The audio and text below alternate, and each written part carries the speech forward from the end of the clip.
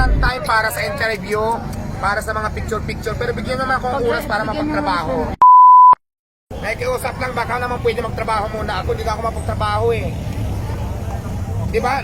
Diba sabi ko may time naman para sa interview ng vlogging, sa picture-picture. Bigyan nyo man akong time para makakilos ako sa tindahan ko kasi mas priority sa akin yung tindahan ko. Paano ko yan ma-handle?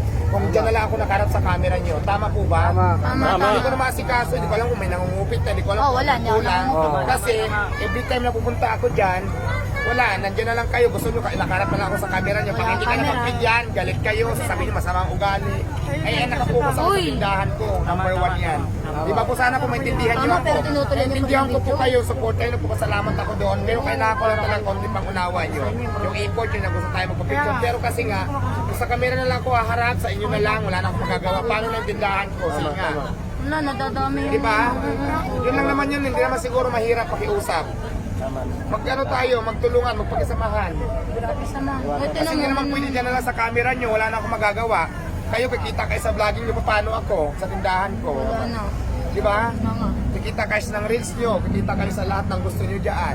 Wala naman akong pakialam sa kita nyo. Pero sa akin lang naman, hindi naman ako ng time kasi parang hindi na normal para makapagtrabaho ako dito. Sobrang kasi nagninegosyo po ako eh.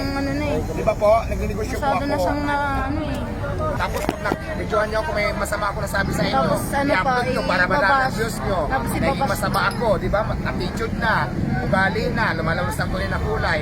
Yan ang mga upload nyo, di ba? Kasi gusto nyo maraming views para kumita kayo. Pero sana naman may tindihan nyo ako. Yun lang naman yan eh. Di ba tama ba? Yes, tama. Correct. Anong lumalabas sa Facebook ngayon pag hindi ko kayo pagbigyan?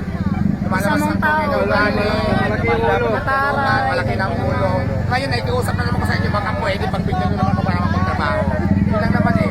Katulad ngayon, nandito ako para ako nakakulong. Kasi pag lumabas ako dyan, nandiyan kayo, hindi na ako mapagtrabaho. Para ganun siyang para siya nasa preso na yun. Tama yan. Kaya nasasahod ako, ay asikasuhin ko yung mga kulang dyan, yung tao ko, nandiyan mabasa ko. Hindi ko magawa kasi nandiyan kayo. Gusto nyo sa kamera na lang kayo lagi. Yun lang naman eh. Nagbibigay ako ng time para sa interview, para sa mga picture-picture, pero bigyan naman ako ng oras para mapagtrabaho.